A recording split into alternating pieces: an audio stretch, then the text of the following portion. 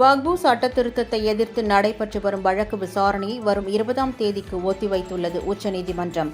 வக்பு சட்ட திருத்த மசோதா நாடாளுமன்றத்தின் இரு அவைகளிலும் நிறைவேற்றப்பட்டு குடியரசுத் தலைவர் திரௌபதி முர்மு ஒப்புதலுடன் சட்டம் அமலுக்கு வந்தது. அந்த சட்டத்தை செல்லாது என அறிவிக்க கோரி உச்சநீதிமன்றத்தில் திமுக, ஒய்எஸ்ஆர் காங்கிரஸ் கட்சி, இடதுசாரிகள் கட்சிகள் உள்ளிட்ட 70க்கும் மேற்பட்ட மனுக்கள் தாக்கல் செய்யப்பட்டனர். ஆனால் 5 மனுக்களை மட்டும் விசாரணைக்கு ஏற்றுக்கொள்வதாக உச்சநீதிமன்றம் கூறியதுடன் மே 5ஆம் தேதி இடைக்கால உத்தரவு பிறப்பித்த நிலையில் அதுவரை வக்பு வாரியங்களில் புதிய நியமனங்களை செய்ய மாட்டோம் என்று மத்திய அரசு உறுதியளித்தது. இந்த நிலையில் தலைமை நீதிபதி BR கவாய் மற்றும் நீதிபதி அகஸ்டின் ஜார்ஜ் மாசி ஆகியோர் அடங்கிய அமர்வு முன்பு விசாரணைக்கு வந்தது. அப்போது வக்பு சட்டத்திருத்தம் தொடர்பாக ஏற்கனவே பிறப்பிக்கப்பட்ட இடைக்கால தடை தொடரும் என்றும் வழக்கு விசாரணையை வரும் 20ஆம் தேதிக்கு ஒத்திவைப்பதாகவும் தெரிவித்தனர்.